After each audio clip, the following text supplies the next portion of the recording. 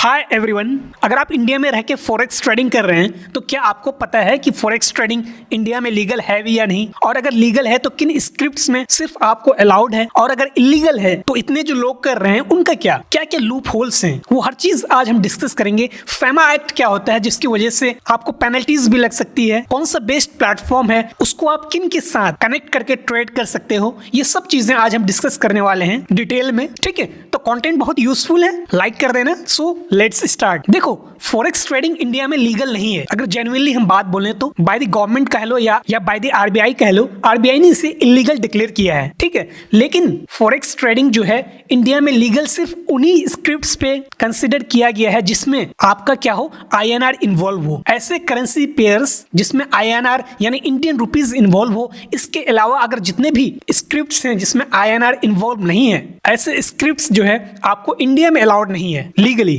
Example के तौर पे बहुत सारे आईएनआर इंक्लूडिंग स्क्रिप्ट्स हैं। आपका यूएसडी आईएनआर हो गया, यूरो आईएनआर हो गया, जीबीपी आईएनआर हो गया, जेपीवाई आईएनआर हो गया। तो अगर इन स्क्रिप्ट्स में अलाउड है तो फिर लोग इन्हीं स्क्रिप्ट्स में ट्रेड क्यों नहीं करते? बिकॉज ऑफ क्योंकि इनकी वॉलेटिलिटी ना बहुत कम होती है, जिसकी वजह से लोग जो है ना इन स्क्रिप्ट्स पे ट्रेड नहीं करते हैं। तो क्या लूप होल्स हैं, क्या वो तरीका है जिसके थ्रू जो है लोग ट्रेडिंग करते हैं अदर स्क्रिप्ट्स में इंडिया से भी? देखो, सिंपल सी बात है, आप जिस भी प्लेटफॉर्म पे ट्रेड करते हो, मैं यहाँ पे कोई लिंक नहीं दे रहा, ठीक है, आप जिस भी प्लेटफॉर्म पे ट्रेड करते हो वो प्लेटफॉर्म अगर फेमा एक्ट को वायलेट नहीं करता है। अब सिंपल लैंग्वेज में अगर मैं आपको फेमा एक्ट का समझाऊं ना कि फेमा एक्ट क्या होता है, ठीक है, ये फेमा एक्ट जो है ना ये फॉरेन एक्सचेंज के लिए बनाया गया है। हम जो रुपए ट्रांसफर करते हैं अदर कंट्रीज में, ये फेमा एक्ट जो है फॉरेन एक्सचेंज मार्केट को इंडिया में क्या करता है, मैनेज करता है। फेमा का ये काम है। तो ऐसा कौन सा प्लेटफॉर्म है जो फेमा एक्ट को वायलेट ना करे? सिंपल अगर मैं आपको एक प्लेटफॉर्म बताऊं ना तो वो हमने यहाँ पे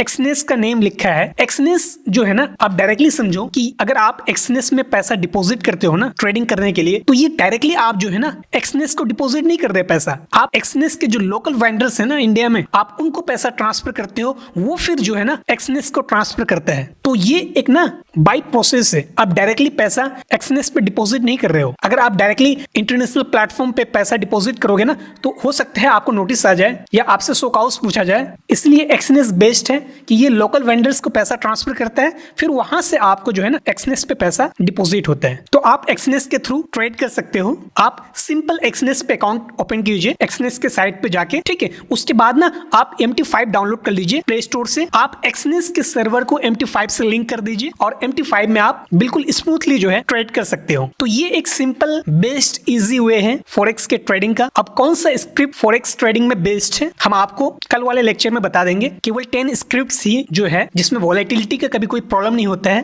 किस सेशंस में उनका मूवमेंट आता है, क्योंकि एक एशियन सेशन होता है, एक लंदन सेशन होता है, एक न्यूयॉर्क सेशन होता है। हम हर एक सेशन के बारे में कल बात करेंगे, उनके टाइमिंग के बारे में बात करेंगे, कौन सा करेंसी पेयर जो है किस सेशन में मूव करता है उसके बारे में भी बात करेंगे। जितना रिसर्च करना था हमने कर लिया, पूरा रिसर्च करके हमने 10 स्क्रिप्ट्स ऐसे फाइंड किए हैं जिसमें फॉरेक्स ट्रेडिंग स्मूथली किया जा सकता है, जिसमें आपको मूवमेंट मिल सकता है। तो ये एक छोटा सा यूजफुल इन्फॉर्मेशन था जो काफी एक फॉरेक्स ट्रेडर के लिए बहुत ही इंपॉर्टेंट था। ठीक है, लाइक कर देना। See you in the next one, bye.